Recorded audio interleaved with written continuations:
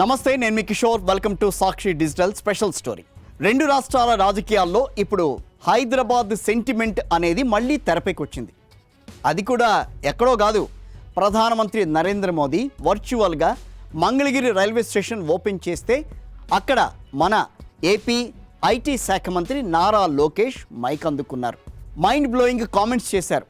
హైదరాబాద్ని చూస్తుంటే నాకు అసూయగా ఉంది, 2014లో మమ్మల్ని కట్టుబట్టలతో బయటికి పంపించేశారు అంటూ ఒక రేంజ్లో సెంటిమెంట్ రగిల్చే ప్రయత్నం చేశారు లోకేష్. అయితే ఇక్కడే సోషల్ మీడియా నెటిజన్లు కానీ తెలంగాణ ప్రజలు కానీ లోకేష్ బాబుని గట్టిగా ఒకటే అడుగుతున్నారు. అయ్యా సరే బాగానే ఉంది మీరు అన్నది, కానీ ఇక్కడ మీటింగులు పెట్టడానికి, ప్రెస్ మీట్లు పెట్టడానికి ఏపీకి పెడుతున్నారు మీరు. ఫ్రైడే నైట్ రాగానే వీకెండ్ వస్తే చాలు ఫ్లైట్ ఎక్కేసేసి మీరంతా ఏ నగరంలో ల్యాండ్ అవుతున్నారు? మీ ఇళ్ళు ఎక్కడున్నాయి? మీ వ్యాపారాలు ఎక్కడున్నాయి? మీ 100 కోట్ల హెరిటేజ్ హెడ్ ఆఫీస్ ఎక్కడుంది? అంతా హైదరాబాద్లోనే కదా. ఇక్కడే ఉంటూ ఇక్కడే తింటూ మళ్ళీ హైదరాబాద్ని అసూయగా ఉంది అని ఈ మాట మాట్లాడటం ఏంటండి అంటూ నెటిజన్లు ఏకిపారిస్తున్నారు. అసలు ఈ మాట మాట్లాడాల్సిన అవసరం ఎందుకు వచ్చింది? దాని వెనక రాజకీయ ఉద్దేశం ఏంటి? ఇవాళ మన స్టోరీలో చూద్దాం. ఇదే కాకుండా తన స్పీచ్లో ఇంకో మాట కూడా అన్నారు. 60 ఏళ్ల పాటు ఉమ్మడి రాష్ట్రాన్ని మేమే అభివృద్ధి చేశాం అని చెప్పి లోకేష్ అన్నారు. అంటే ఆయన మాటలు వింటుంటే ఎలా ఉందనంటే, వీళ్ళు రాకముందు హైదరాబాద్లో అసలు చార్మినారే లేదు, గోల్కొండ లేదు, కుతుబ్ షాహీలు లేరు, నిజాము లేడు, అసలు ఉస్మానియా యూనివర్సిటీనే లేదు. అంతా వీళ్ళొచ్చే ఇటుకల మీద ఇటుకలు పేర్చేసి సిమెంట్ వేసేసి కట్టేసినట్టుగా బిల్డప్ ఇస్తున్నారు. ఇక్కడ నిజానికి చరిత్ర ఏం చెబుతోంది?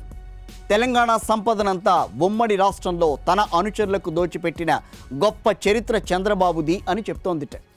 తీరా అంతా అయిపోయాక తామేదో ఉద్ధరించాం అన్నట్టుగా డబ్బా కొట్టుకోవడం సరే, ఆ కుటుంబానికి దశాబ్దాలుగా అలవాటైన విద్య ఇది. హైదరాబాద్ని నేనే కట్టా అన్నారు, కంప్యూటర్ని కూడా నేనే కనిపెట్టా. బిల్గేట్స్ తెలుసు కదా, ఆ బిల్గేట్స్కి కూడా నేనే విండోస్ సాఫ్ట్వేర్ నేర్పించా అని చంద్రబాబు గత కొన్నాళ్లుగా చెబుతుంటేనే జనాలు ఏం మాట్లాడాలో అర్థం కాక నవ్వుకున్నారు. ఇప్పుడు నేనేమన్నా తక్కువ అన్నట్టుగా లోకేష్ అంతకంటే ఒక అడుగు ముందుకేసి అసలు మేమే లేకపోతే హైదరాబాదే లేదు అన్నట్టుగా ప్రధానమంత్రి నరేంద్ర మోదీ ముందు ఒక కలరింగ్ అయితే ఇచ్చారు. సరే, ఇక్కడ ఏమంటున్నారంటే తండ్రే డబ్బా రాయుడు అనుకుంటే కొడుకు అంతకు మించిన డబ్బా రాయుడులో ఉన్నాడే అని తెలంగాణ ప్రజలు మాట్లాడుకుంటున్నారట. సరే, చంద్రబాబు గారే అంత పెద్ద తోపు ఐటీ నిపుణుడైతే గనక, ఐటీకి ఆద్యుడే అయితే గనక ఈ టర్మ్తో కలుపుకుని దాదాపుగా 10 ఏళ్ళు ఆంధ్రప్రదేశ్లో సీఎంగా ఉన్నారు కదా. మరి అమరావతిలో కనీసం ఒక్క పెద్ద ఐటీ కంపెనీనైనా ఎందుకు తీసుకురాలేకపోయారు? మైక్రోసాఫ్ట్, గూగుల్ ఇవి రెండు పక్కన పెడదాం పోని, కనీసం ఒక మోస్తరు కంపెనీనైనా అక్కడ ఎందుకు పెట్టించలేకపోయారు? అమరావతిలో ఎందుకు తీసుకురాలేదో తెలుసా? అక్కడ ఐటీ హబ్ కట్టడానికి టైం లేదు, గ్రాఫిక్స్ చూపించడానికి టైం సరిపోయింది. బాహుబలి సెట్టింగ్ల కంటే ఘోరంగా ఆ డైరెక్టర్లను పిలిపించి బిల్డింగ్ డిజైన్లు గీయించడానికి 5 ఏళ్ల పాటు 2014 నుంచి 19 వరకు సరిపోయింది. సరే పోనీ కట్టిన ఆ తాత్కాలిక సచివాలయం అయినా సరిగ్గా ఉందా? కాస్త గట్టిగా వర్షం పడితే చాలు సెక్రటేరియట్లోకి నీళ్లు రావడం, మన అధికారులు సిబ్బంది ఐటీ ఫైళ్లు పక్కన పెట్టేసి బకెట్లతో నీళ్లు తోడుకోవడానికే సరిపోతుంది. అక్కడ ఒక పక్కా ప్లానింగ్తో ఐటీ హబ్ కట్టాలనే ఆలోచనే ఇప్పటి వరకు రాలేదు. కానీ ఇప్పుడు మాత్రం అమరావతిని హైదరాబాద్ కంటే పెద్దగా చేస్తాం, గ్లోబల్ సిటీ చేస్తాం అంటూ పగటి కళ్ళే కంటున్నారు. కళలు కనడం తప్పు కాదు, తప్పు లేదు కూడా దాంట్లో. కానీ పక్కనోడి ఇల్లు చూసి ఏడవడం ఎందుకు? ఆంధ్రప్రదేశ్లో కూటమి నాయకుల లాజిక్లు చూస్తుంటే నిజంగానే పిచ్చెక్కిపోవాలి. లోకేష్ హైదరాబాద్ మీద పడేడిస్తే ఆయన కంటే ఓ అడుగు ముందుకేసి గతంలో AP deputy CM Pawan Kalyan ఇంకొక వింత లాజిక్ చెప్పారు, మీకు గుర్తుండే ఉంటుంది. గోదావరి జిల్లాలో కొబ్బరి చెట్లు నాశనం కావడానికి, దిగుబడి తగ్గిపోవడానికి కారణం ఏంటో తెలుసా? తెలంగాణ వాళ్ళ దిష్టిట. బాబోయ్, ఏం సైన్స్ అప్పుడు అది! నిజంగా కదా, నాసా శాస్త్రవేత్తలు కూడా తల పట్టుకునే రీసెర్చ్ ఇది. ప్రపంచంలో ఎక్కడైనా తుఫాను వస్తేనో, తెగుళ్ళు వస్తేనో, వాతావరణం మారితేనో పంటలు పాడవుతాయి. కానీ జనసేనాని దృష్టిలో మాత్రం తెలంగాణ వాళ్ళు అలా గోదావరి వైపు చూశారో లేదో, ఇక్కడ కొబ్బరి చెట్లు ఎండిపోయాయట. ఇలాంటి రకరకాల వింత వాదనలు చేస్తూ ప్రజల్లో ప్రాంతీయ విభేదాలు రెచ్చగొట్టడం అలవాటుగా మారిపోయింది. తెలంగాణ ప్రజల కష్టాన్ని, ఇక్కడి వనరులను దోచుకుని, ఇక్కడి సంపదతోనే కోట్లు సంపాదించుకుని, తీరా తెలంగాణ వాళ్ళ మీద ఇలాంటి చౌకబారు కామెంట్స్ చేయటం ఎంతవరకు కరెక్ట్ అనేదే ఇక్కడ మేధావులు ప్రశ్నిస్తున్నారు. ఇక మంత్రి లోకేష్ గారి మాటల్లో ఒక పెద్ద అబద్ధం అయితే ఉంది. శతాబ్దపు అబద్ధం ఇది. అదేంటంటే 2014లో మమ్మల్ని కట్టుబట్టలతో బయటికి పంపించేశారు అని మాట్లాడడం. సరే, సోషల్ మీడియా భాషలో వేరే ఉందనుకోండి, మనం అట్లా మాట్లాడలేం కాబట్టి మాట్లాడడం ఎందుకు? నిజంగానే మిమ్మల్ని కట్టుబాటులతో పంపించేశారా? మరి జూబ్లీ హిల్స్లో ప్రస్తుతం ఉన్న కోట్లాది రూపాయల రాజభవనం లాంటి బంగ్లా ఎక్కడి నుంచి వచ్చింది? గచ్చిబౌలి, మాదాపూర్ పరిసరాల్లో కూటమి నాయకులకున్న వేల కోట్ల విలువైన భూములు, ఫామ్ హౌజులు ఎవరివి? హెరిటేజ్ సంస్థ హెడ్ ఆఫీస్ ఎక్కడుంది?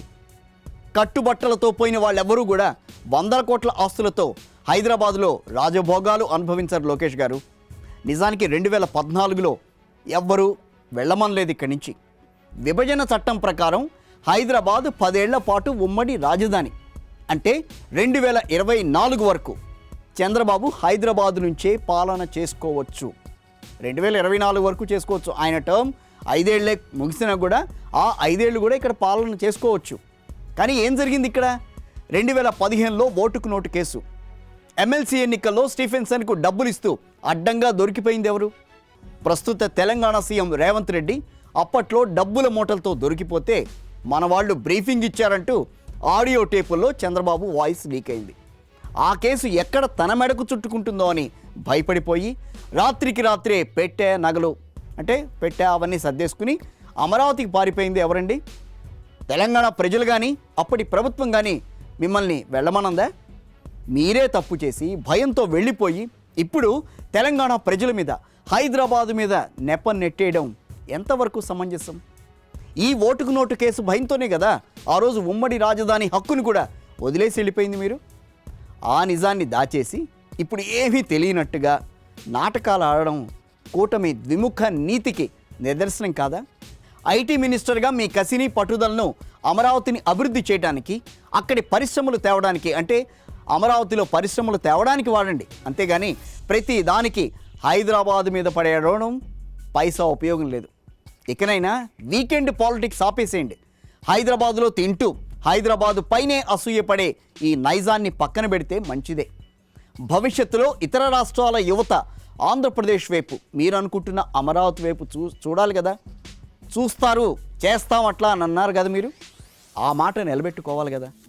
అమరావతిలో వర్షం వస్తే నీళ్లు తోడుకునే పరిస్థితి లేకుండా, గ్రాఫిక్స్ కాకుండా నిజమైన బిల్డింగులు కట్టండి, అది చాలు. అంతేగాని హైదరాబాద్ మా చేతుల ద్వారానే, మా చేతి మీదే అది హైదరాబాద్ అభివృద్ధి చెందింది, దశాబ్దాల చరిత్ర ఉన్న హైదరాబాద్కి మేమే రాజులం, మేమే అంతా అని చెప్పి మాట్లాడుతున్నారే. ప్రస్తుతం మన యుగం ఏంటి? సో దీంట్లో డిజిటల్ యుగంలో నడుస్తున్నప్పుడు కూడా మనం ఆ రకమైన కామెంట్స్ చేస్తే జనం ఏం మాట్లాడుకుంటారు? ఆలోచించాలి కదా. ఇది వాటి మన స్పెషల్ స్టోరీ.